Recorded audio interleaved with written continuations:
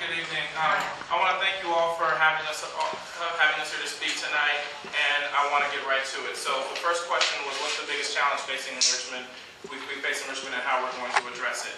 I think the biggest challenge that we face in Richmond is not allowing our politics to stifle the amazing potential that's in front of us right now. There's on a huge range of issues. If you talk to anybody, even outside of Richmond, throughout the Bay Area, they know that Richmond is the place for growth right now in the Bay Area in so many ways. Whether you're talking economically, whether you're talking about environmentally, whether you're talking about education-wise. And whether you're looking at the shoreline and what's going on there, and the fact that we've got so much shoreline, and we've got so many people that are interested in Richmond, and so many businesses that want to come to Richmond. And whether you're talking about the Richmond Promise program, which is going to guarantee that for the next 10 years, every young person in our city has money to go to college. Whether you're talking about a whole range of issues, Richmond has shown that it is the city, it is the place to be. But our politics haven't kept up with that.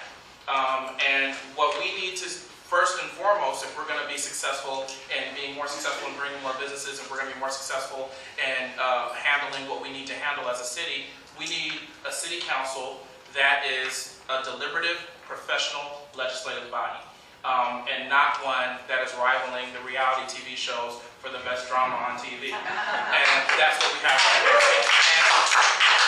And the way to fix that challenge is to make sure that we have people on the council who are focusing. We're not always going to agree. You're not always going to agree with the choices we make and the decisions that we make, but who are handling their business in a professional and a deliberative and a serious manner. Now, the next question that you have is, why do I deserve your vote? And actually, I agree with, I think Tom or Charles. I don't exactly agree with the phrasing of that question because it sounds a little arrogant. I don't want to say I deserve your vote. But I'll tell you why I hope you'll vote for me. I hope you'll vote for me because I've shown an ability over the past years, over the past 2 years on the council, even prior to that, I've shown an ability to focus on issues and get things done.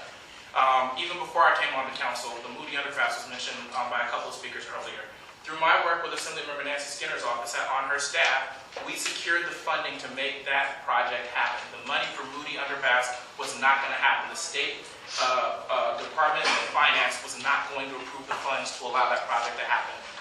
And we played an integral role, had several meetings with the Department of Finance, sent letters, did a whole bunch of things on the behalf of the people of Richmond and Marina Bay to make sure that that funding happened. Now you see the construction is going forward, and that will be a reality. I did that before I even came to the council.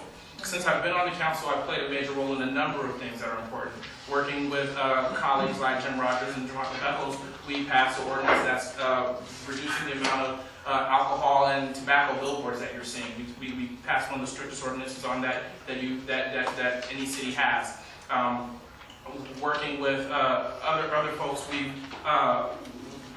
moved forward and actually are now dealing with the issue of the Civic Center Plaza being ADA compliant and the deficiencies there, and we got a unanimous vote on the council to make sure that we move forward with a strategy that's going to go back to the folks who built the Civic Center Plaza 4 years ago and tell them that we expect them to fix it and bring it up to compliance at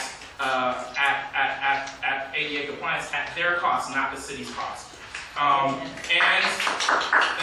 working with Tom Budd, as he mentioned, and Jim Rogers, we negotiated a $90 million community benefits deal out of Chevron that's going to guarantee our Richmond Promise program that I mentioned earlier, which is going to guarantee every young person has money for college, but it's also going to do a whole lot more than that. We've got $30 million to reduce greenhouse gas emissions through a number of different innovative ways. We've got money to guarantee that people in fence-line communities have internet access. We've got a whole range of programs that are going to make life better for Richmond residents. You get things done by working together. You get things done by focusing on the issue and by not playing politics. And I hope you will support me for another 2 years on the council because that's what I want to continue doing. I want to continue working on your behalf. Thank you.